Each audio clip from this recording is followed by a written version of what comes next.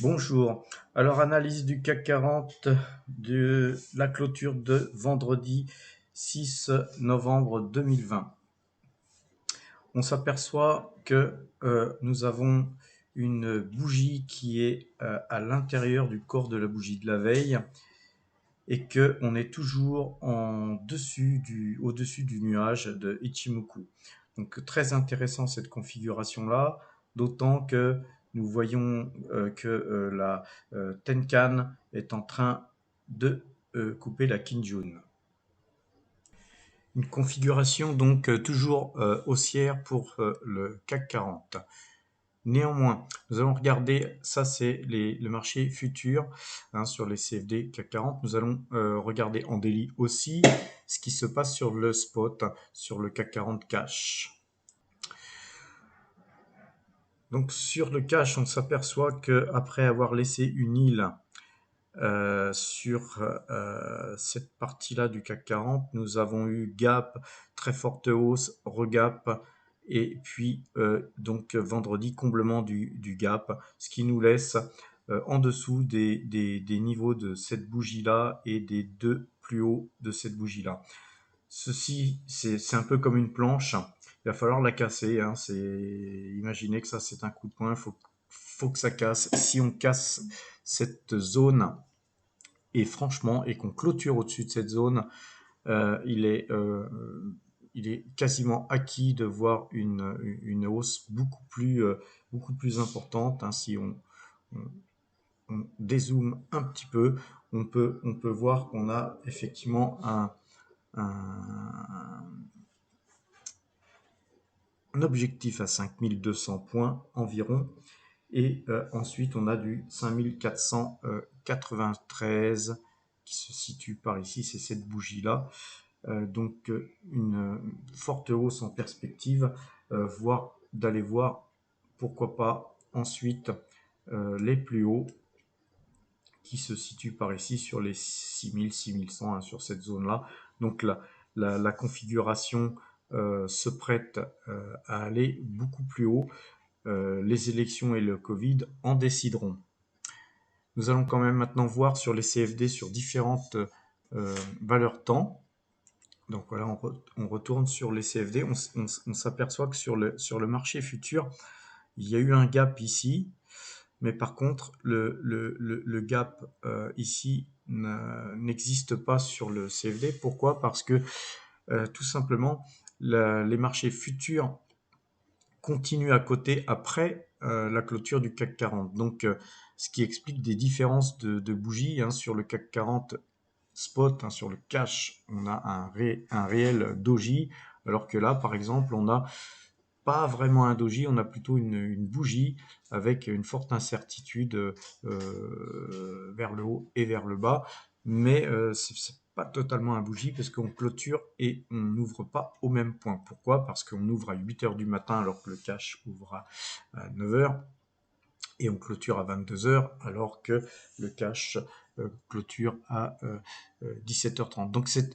ce qui explique en partie les différences de corps de bougie et parfois de gap qui n'existe pas sur le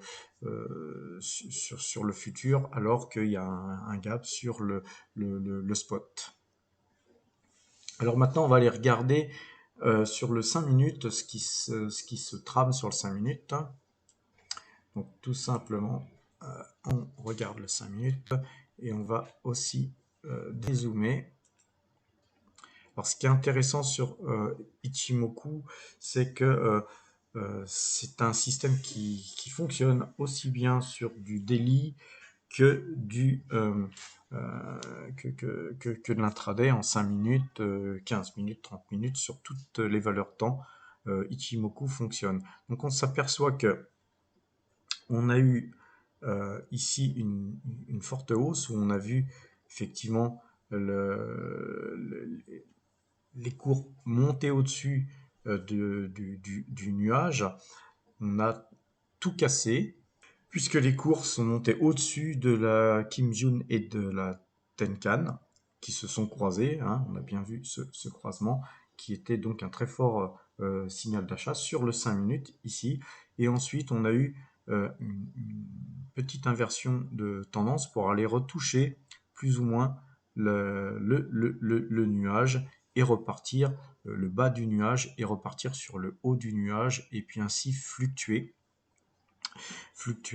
en sortant du nuage ici et en revenant ici. Donc ici, ça s'est invalidé puisqu'on est même sorti dans le bas du nuage pour en ressortir. Alors ça, c'était quelque chose de très fort hein, qui s'est passé sur les coups de 21h, 22h maintenant. Toute cette partie-là. Hein. Maintenant, sur les 10 dernières minutes, en fait, tous ces Ostrogoths là qui ont acheté et fait monter les cours sur le 5 minutes, c'était des petites mains, on va dire, qui suivaient plus ou moins le Nasdaq et ils ont pris leurs bénéfices sur les 10 dernières minutes. Donc, en fait, invalidation hein, du process sur le 5 minutes. Néanmoins, si on regarde quelque chose de beaucoup plus fort sur les graphiques heures, on s'aperçoit que sur le Yori, on est vraiment au-dessus du nuage depuis pas mal de temps et que visiblement il y a quelque chose de fort qui s'installe. On verra, on verra certainement par rapport aux informations qu'il y aura lundi matin. Les cours, on va se remettre sur du daily, les cours casser cette zone-là ou pas. Donc si on casse cette zone-là, qui sont les plus hauts là ici historiques sur les 3 dernières semaines. Il est certain qu'on ira revoir dans la journée des points beaucoup plus hauts. On va mettre le curseur en pointant. Il est pratiquement acquis qu'on puisse aller voir 5089. Voilà. Donc, je vous recommande la plus grande prudence parce qu'on risque de voir la volatilité s'augmenter au fur et à mesure du dépouillement des élections et des aléas juridiques qui pourraient en découler aux États-Unis. Je vous souhaite une bonne fin de journée et bon week-end.